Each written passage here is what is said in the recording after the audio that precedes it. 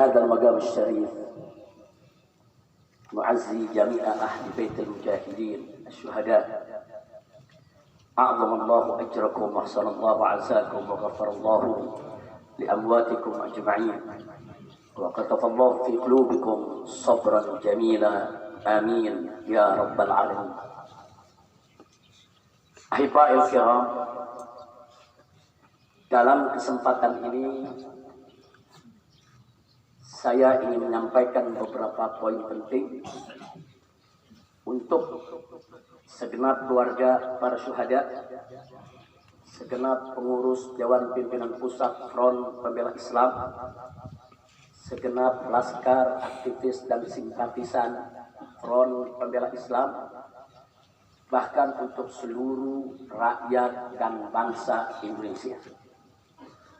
Yang pertama, bahwa keterangan pers secara resmi yang sudah dikeluarkan oleh Dewan Pimpinan Pusat Front Pembela Islam tentang kronologis penembakan yang terjadi isinya adalah benar.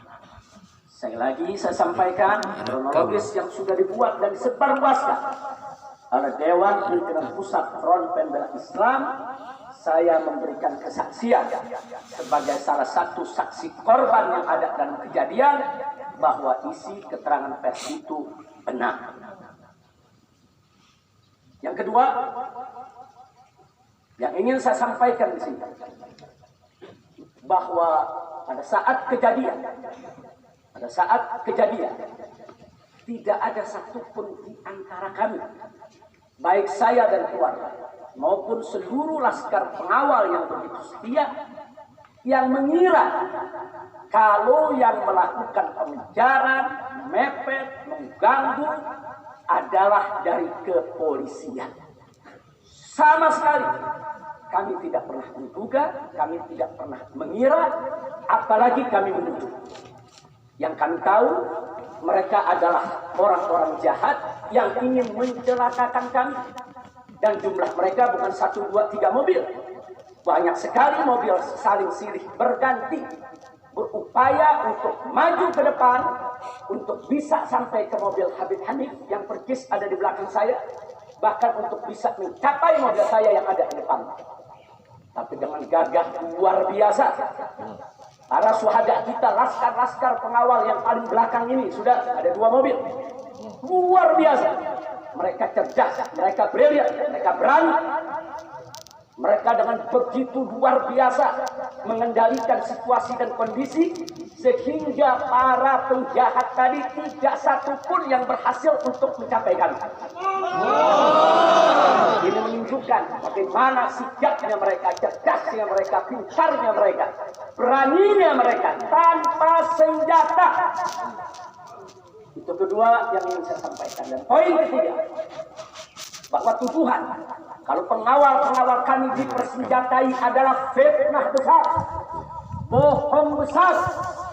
Tidak ada satupun pengawal kami yang dipersenjatai, karena kami tidak pernah mengira sekali lagi kalau kami akan diperlakukan seperti itu. Pengawal-pengawal ini pengawal standar keluarga biasa. Pengawal standar keluarga biasa. Saya ada 4 mobil, semua isinya keluarga, anak, mantu, saudara, cucu kami semua ikut. Ada 3 masih bayi, masih minum air susu ibu. Dan masih ada yang 4 saudara yang di bawah 5 tahun, bahkan yang di bawah 3 tahun. Jadi benar, ya, kami sekeluarga semua. Sudah.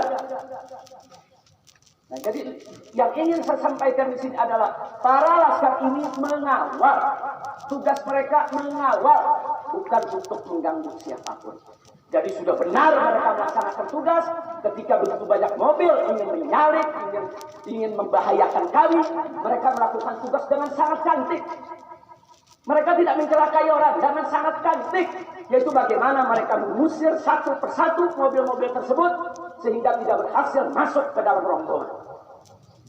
Dan subhanallah, ya ikhwan, yang keempat yang ingin saya sampaikan di sini, dengan takdir Allah, laulahu, tanpa mereka ini para syuhada, mungkin kami sudah digiring ke medan pembantaian yang mereka rencanakan. Allah mentakdirkan sesuai dengan kehendak Allah Subhanahu wa taala. Demi Allah, saya dan keluarga siap setiap saat untuk menghadapi mati syahid ya. Kami tidak akan pernah mundur selangkah pun juga. Tidak akan pernah takut untuk menghadapi segala ancaman dan teror. Itu saya sampaikan sekali lagi, ke-6 laskar yang mati syahid ini, mereka laskar yang luar biasa. Mereka laskar yang setia. Bahkan Anda bisa dengarkan dalam rekaman-rekaman yang tersebar, yang viral di mana-mana ya. Bagaimana mereka tertawa, saudara, senang begitu melihat saya dengan keluarga semua sudah terbebas dari kejaran. Begitu mereka melihat saya dan keluarga semua sudah berhasil meluncur keluar dari kejaran, mereka senang. Padahal sebentar lagi mereka akan dibantai. Mereka digiring ke medan pembantaian. Dan sampai saat itu kami tidak pernah tahu kalau mereka yang melakukan pembantaian adalah pihak kepolisian. Kami tidak pernah tahu. Kami tidak pernah suudzon. Kami tidak pernah menuduh. Bahkan dalam keterangan pers Dewan Pimpinan Pusat Front Pembela Islam masih dicantumkan orang tidak dikenal. Karena kami tidak berani menuduh siapapun tanpa bukti. Kami nggak berani menuduh siapapun tanpa saksi. Itu ajaran besar. Nggak boleh kita menuduh siapapun tanpa bukti dan saksi ya. Tapi subhanallah, tatkala dari pagi sampai siang kami kerahkan laskar-laskar Kerawang dipimpin oleh pimpinannya masuk ke setiap rumah sakit di wilayah Kerawang, masuk ke setiap kantor polisi, saudara, di Kerawang, menyapu bersih itu jalan tol. Saudara, setiap rest area didatangi semua dalam rangka untuk mencari para syuhada ini. Di mana mereka? Di mana mereka? Tapi subhanallah, akhirnya Allah buka mulut yang membantai, saudara. Allah buka mulut mereka. Allah buka mulut mereka, saudara. Tidak bisa mereka sembunyikan, saudara. Allah Maha Kuat, Allah Maha Besar, Allah Maha Kuasa. Allah buka siang itu Kapolda Metro Jaya mengakui ya, kalau para penyerang, para penyergap, para penguntit, saudara, yang kami semula duga mereka bajingan penjahat, saudara, yang ingin mencelakai kami, ternyata diakui sebagai bagian daripada penyelidikan, bagian daripada penyidikan Polda Metro Jaya. Bukan kami yang menuduh, mereka yang mengaku ya. Kalau mereka menutup mulut, tidak pernah mengaku, sampai kapanpun kami tidak akan pernah tahu ya. Subhanallah, pertolongan Allah hanya hitungan jam, saudara. Allah buka mulut mereka. Padahal logikanya kalau mereka mau tutup seumur hidup pun kami nggak bakal tahu ya. Tapi Allah Maha tahu, Allah Maha berkehendak. Allah buka mulut mereka, saudara. Allah buka pengakuan mereka, saudara, sehingga sekarang menjadi terang benderang siapa para pelaku penjahat itu, saudara. Ini poin-poin penting yang ingin saya sampaikan. Dan semalam, saudara, kita sudah membentuk tim untuk memeriksa secara utuh bagaimana kondisi daripada 6 jenazah syuhada kita. Saya sudah mendapatkan laporannya secara lengkap. Nanti pada saat yang tepat akan kita adakan siaran pers secara nasional. Dan saya sampaikan kepada semua, seluruh bangsa dan rakyat Indonesia, kami akan menempuh jalur hukum secara prosedur. Kami akan kejar siapapun yang terlibat dalam pembantaian ini. Kami tidak akan biarkan mereka tidur tenang sampai mereka lari ke lubang semut. Kami tidak akan biarkan. Maka itu saya minta kepada seluruh rakyat dan bangsa Indonesia, tahan diri, sabar. Kita hadapi dengan elegan. Kita tempuh prosedur hukum yang ada. Karena kalau prosedur hukum ini ditempuh dengan baik, insya Allah semua akan terbongkar ya. Siapa yang melakukan pembantaian di medan lapangan, sampai siapa yang menjadi otak, saudara, yang mengatur ini semua akan terungkap.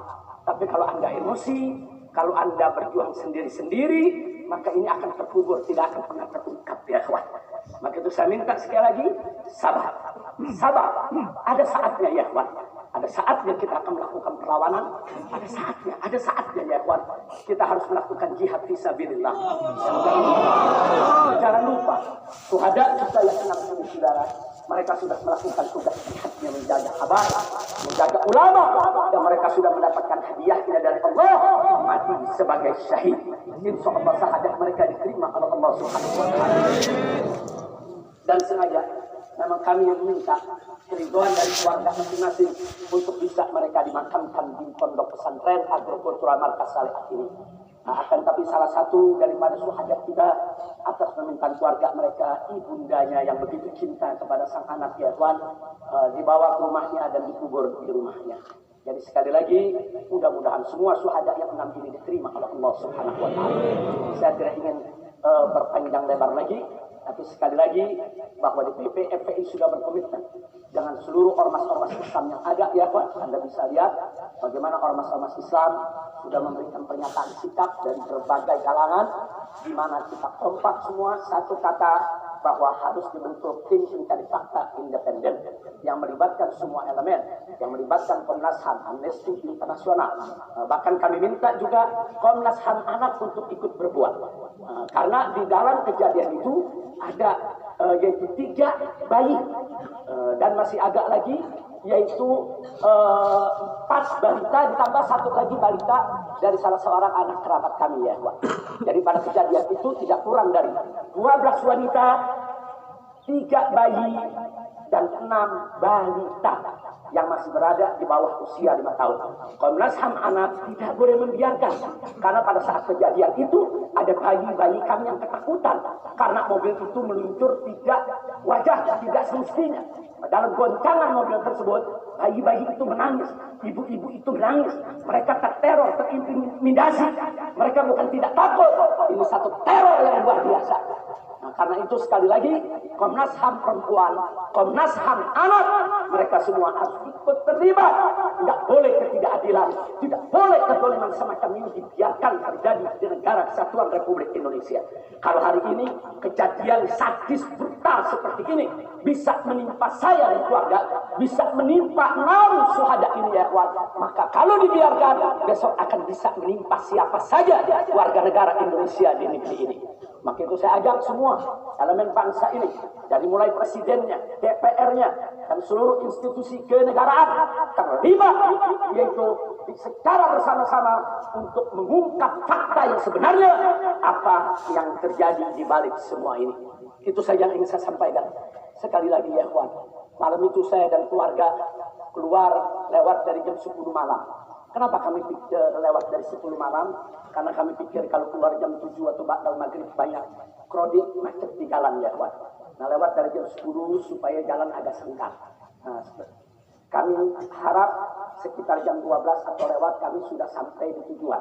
Tujuan kami suatu tempat peristirahatan yang memang cocok buat kesehatan. Kami sedang membutuhkan sedikit waktu lagi untuk memulihkan yaitu tenaga kami, kesehatan kami. Dan selain itu juga saudara kami tidak pernah menyangka kalau perjalanan kami malam itu sebetulnya sudah direncanakan oleh pihak lain untuk digiring ke medan pembantaian. Kami tidak pernah menyangka dan kami tidak pernah menduga. Tujuan kami hanya ke tempat peristirahatan, sehingga kalau jam 12 atau setengah 1 kami sudah sampai, kami beristirahat, dan subuh kami punya pengajian keluarga. Baca Al-Quran, baca hadis, baca zikir, hanya khusus untuk keluarga kecil kami saja, untuk anak, menantu, cucu, dan untuk baby sister yang menemani cucu-cucu kami, begitu juga untuk beberapa anggota kerabat kami. Jadi kami tidak pernah menyangka acara yang sebetulnya begitu sederhana, indah, saudara, ternyata sedang digiring ke medan pembantaian. Dan subhanallah, akhirnya kami semua selamat berkat apa? Dengan takdir Allah, berkat perjuangan ke-6 syuhada ini ya Tuhan. Tanpa perjuangan ke-6 syuhada ini, mungkin kami saat ini tidak bertemu Anda lagi di sini. Maka itu saya sampaikan sekali lagi kepada keluarga para syuhada. Keluarga para syuhada, Anda semuanya harus bersabar kepada Allah Subhanahu wa Ta'ala, ridho kepada keputusan Allah, dan jangan khawatir. Keluarga Anda yang kembali kepada Allah ini mati sebagai syahid, Allah akan masukkan mereka ke dalam surganya, dan Allah akan berikan kepada mereka kelak syafaat untuk menolong seluruh anggota keluarganya agar bisa dimasukkan ke dalam surganya.